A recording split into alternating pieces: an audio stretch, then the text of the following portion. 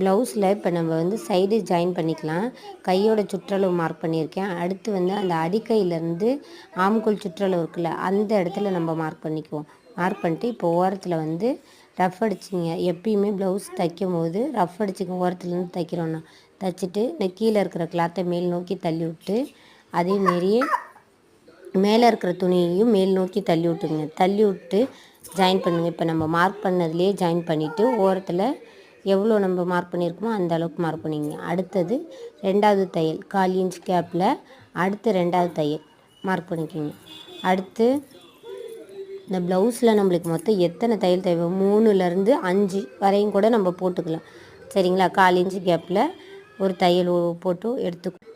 ஓரத்தில் தேவையில்லாத cloth 1.5 inch 2 inch அளவுக்கு துணியை விட்டுட்டு மீதி எக்ஸ்ட்ரா இருக்கிறத நறுக்கி எடுத்துக்கோங்க. அதேமாரி இன்னொரு சைடும் அதேமாரியே ஜாயின் பண்ணிக்கோங்க. நீங்கள் இப்போ நான் இன்னொரு ஸ்லீவையும் நான் ஜாயின் பண்ணி காட்டுறேன். அதேமாரியே கை சுற்றளவு ஓரத்தில் மார்க் பண்ணிக்கோங்க. எவ்வளோ தேவையோ அந்தளவுக்கு மார்க் பண்ணிவிட்டு ரஃப் அடிச்சிக்கோங்க.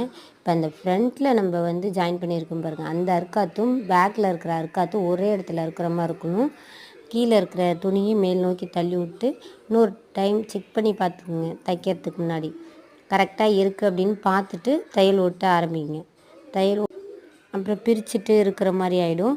பார்த்துட்டு 3 தையல் இது இந்த சைடும் 3 தையல் ஓட்டிட்டு ஓரம் நம்மளுக்கு எவ்வளோ தேவையோ அதை வந்து நீங்கள் கட் பண்ணி எடுத்துக்குங்க. அவ்வளோதான். 2 சைடும் நம்ம வந்து ஓரம் இப்போ ஜாயின் பண்ணியாச்சு. இப்போ நான் அதை அப்படியே இந்த ப்ளவுஸை திருப்பி காட்டுறேன் பாருங்கள். வெளி சைடு எப்படி இருக்குன்னா அந்த கை ஜாயின் பாருங்கள் எப்படி இருக்குன்னா அந்த ப்ளஸ் சிம்பிள் வந்துருக்குங்களா, கொஞ்சம் கூட அப் அண்ட் டவுன் வரல. இது மாதிரி நீங்கள் தைக்க கற்றுக்குங்க. அப்படி இல்லைனாலும் 1/4 inch gap up and down வருதுன்னா அது எதனாலன்னு பார்த்துட்டு அதை கரெக்ஷன் பண்ணிக்கோங்க. கொஞ்சமாக கட் பண்ணி விட்டுட்டு 1/4 இன்ச்சு 1/2 இன்ச்சு அளவு கட் பண்ணுங்கள்.